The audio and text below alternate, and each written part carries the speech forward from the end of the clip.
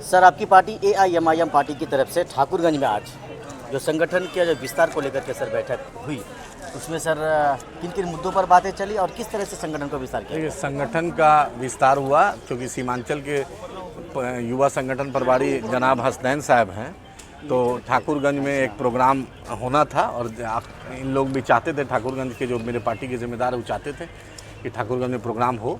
इसलिए आनंद फानन में अख्तरुल ईमान साहब, क्योंकि उनको बड़ी जिम्मेदारी भी है, दूसरे जगह भी अमोर भी है और दूसरे विधानसभा में भी जाना है, हम लोग को ईद बाद यात्रा भी रखे हैं बिहार के दूसरे ज़िला में, तो जल्दी में एक प्रोग्राम रखा क्योंकि संगठन ही सब कुछ है। तो इसलिए हसनैन साहब ने, मेरे युवा अध्यक्ष ने और पार्टी के जो जिला अध्यक्ष हैं और राहिल साहब और पूरी टीम ने, ब्लॉक अध्यक्ष दोनों ब्लॉक के, ठाकुरगंज के टोनी साहब और दिगल बैंगे, सब मिल के ने एक आज संगठन का एक चुनाव किया है।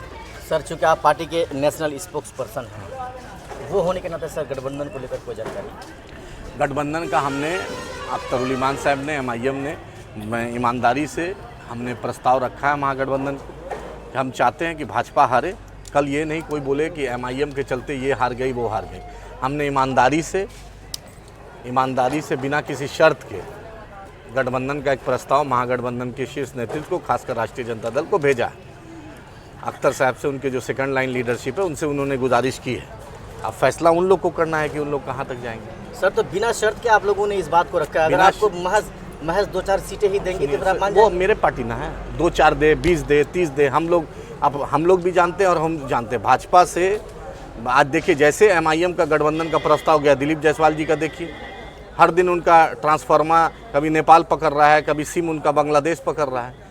जैसे एमआईएम और महागठबंधन एक होगी, देखिए बिहार में स्वीप करेंगे। बैरिस्टर साहब का जो पॉपुलैरिटी है, जो इज्जत है पूरी दुनिया में, भाजपा को मजबूर में बैरिस्टर साहब को भेजना पड़ा विदेश। जो कल तक जिन्नावादी और ये कटमुल्ले बोलते थे, आज देखिए फ़ख्र है कि देश की शान बढ़ाने वही बैरिस्टर असदुद्दीन ओवैसी साहब, वही सलमान खुर्शीद साहब को जाना पड़ा, वही गुलाम नबी आज़ाद साहब को, वही सरफराज साहब को जाना पड़ा। तो जब भी देश को ज़रूरत पड़ेगी हम खड़े रहेंगे भाजपा के साथ।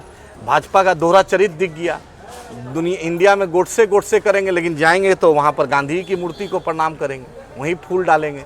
यही भाजपा बेनकाब हो गई। देखिए, दिलीप जायसवाल जी और जदयू को लोग को नींद नहीं आ रही है, और बिहार की 90% आवाम जो सेकुलर मिजाज की है वो चाह रही है यह गठबंधन।